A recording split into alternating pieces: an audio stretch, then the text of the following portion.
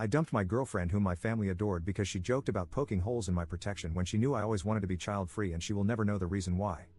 My ex, 25F, and I, 23M, were together for just under 8 months, and we clicked really well. We got along like a house on fire from the moment we met. We had a lot in common, from our morals and goals to our taste in music. My family? They love her, probably more than they love me. My mom wanted a daughter so badly growing up, and she had 4 sons before she gave up. It was probably 3 months ago now when we were on the couch while I watched a movie and she scrolled through TikTok. Not a TikTok hate post, scrolling can be fun, I'm just more of a YouTube guy. She showed me a video of a man holding his son and dancing to a song. She laughed and said something about how good I would look as a dad, which was pretty weird considering, as far as I knew, we were both child-free by choice. God knows I am. I tried to take it as a joke and mention that it was too bad, so sad she would never know. I thought she would respond with something about how there's nothing sad about avoiding it.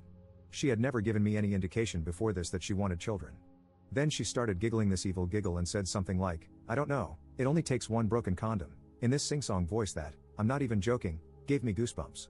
The implication was clear in her tone. Was she making a joke about poking holes in condoms? To me? For real? I tried to laugh it off, but it made me so uncomfortable. Like, skin-crawling levels of discomfort. After that, my intimate interest in her was entirely gone. It was like I processed her as a threat or something. To be entirely honest, my libido in general is entirely gone. It still hasn't come back. It feels like it's hibernating or something, waiting for the scary lady to be gone. I know what you're thinking, why didn't you communicate? I tried, a couple of times, but when she said, oh my god, I was kidding, you big baby, she never denied that the joke was about that. I dropped it and stopped bringing it up. I didn't think it was worth the fight at that point because, while I still care about her a lot, I do not feel comfortable even going to sleep around her, and there's no way that we'll mesh with a healthy relationship. If there's no trust, there's no relationship, that's how I feel, right? So, I broke up with her. When I told her, I said it was because I really needed to focus on myself. I didn't see a point in telling her the real reason, it would have just pissed her off. As it is, she seemed to take it in stride, not angry or overly upset, so that's good. My family is more heartbroken than I am, and I haven't been great. They're begging me to reconsider, not that I would. There's no way in hell I'm telling them anything. My mother would be beside herself, thinking, grandchildren, please son, give me grandchildren. More than that, I know even my dad, who doesn't care about grandchildren and recognizes he's more likely to get them from my younger siblings, would call me out for overreacting. So they got the same story she did. It's frustrating because I know it was just a joke, but it was also upsetting and sad. I know I'm overreacting, but in the moment it felt like my only option, and I really don't want to take it back even if I am. I know you may think I'm paranoid, and I probably am, but I just could not stop thinking about it. After she told that joke, I think it was going to end one way or another, so I'm glad it ended on decent terms instead of trying to stay and fix everything until I hated her. Sorry, I'm talking a lot, but like I said, I have no one to talk to about this because being unreasonable in real life is like a criminal arrest, and I'm trying to avoid another of that particular black mark on my reputation. Anyway, off to research vasectomies because I will not be entering another relationship or becoming active with anyone until then, haha. Op in the comments. I am the eldest, and the next oldest is 16. You would be correct in thinking that a lot of the reason I don't want children is related to this. My dad and I get along okay now, but my mom and I still fight about it a lot because, the way she sees it, it was my responsibility to take care of my brothers the way I did, and it's just the way things are. Apparently, when I have kids, I'll know. My mother had been a stay-at-home mom, but I still remember how my list of chores would grow each time she got pregnant. By the time I was in middle school, I was in charge of the youngest two anytime I was home. If they got into anything or caused trouble, I was the one who got punished, and my mom's belt or my dad's board was the lawnmower. Edit, I also want to defend my mother a little, or maybe explain why I haven't gone no contact.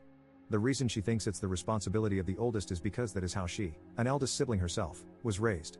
On top of that, I think she suffered pretty heavily from postpartum depression during this time. I don't think my mother is some heartless monster or even a lazy parent. I think she was going through a hard time mentally and handled it the best she knew how, which was to lean on someone she shouldn't have, me. I just want to add this because this post has gotten a lot of attention, and I don't want anyone to think poorly of her for something that was out of her control. I don't blame my brothers for any of this.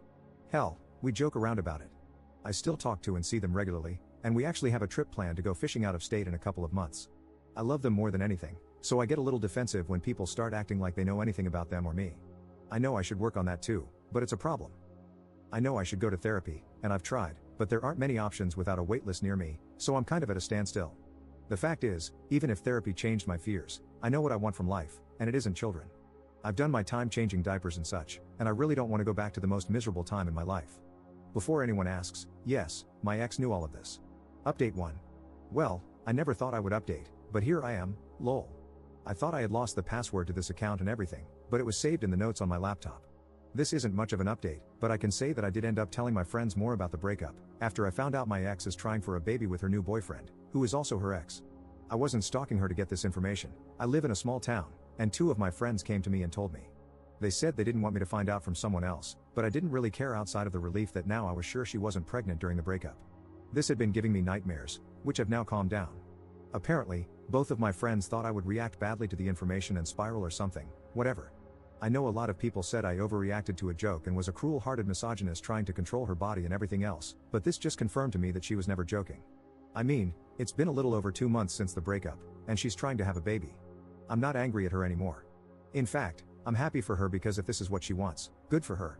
I just wish she could have told me sooner so as not to waste either of our time. I've been working on getting a vasectomy, but as of now, it hasn't happened yet. As I mentioned in the last post, I won't be intimately or romantically active to any degree with anyone but my hand until that's completed. I think I'm lightly traumatized. This is a joke, you can laugh. What else? I'm thinking about getting a new dog? I have nothing else to add here, but thanks anyway. Op in the comments. So yeah, about the vasectomy, I explained it in the last post to a degree, but I didn't really get into my medical anxiety.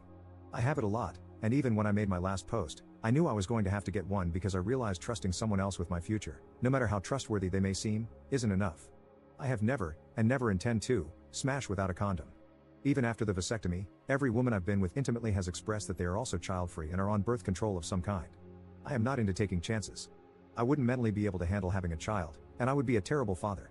I knew it was my time to take it into my own hands after the last time, but I was still extremely nervous to the point I was considering becoming celibate just to avoid the possibility altogether. It was actually the men, and wives of men, on Reddit who reached out after my last post and explained that they understood the nerves and they were natural, but that it really wasn't as scary or as painful as it sounds.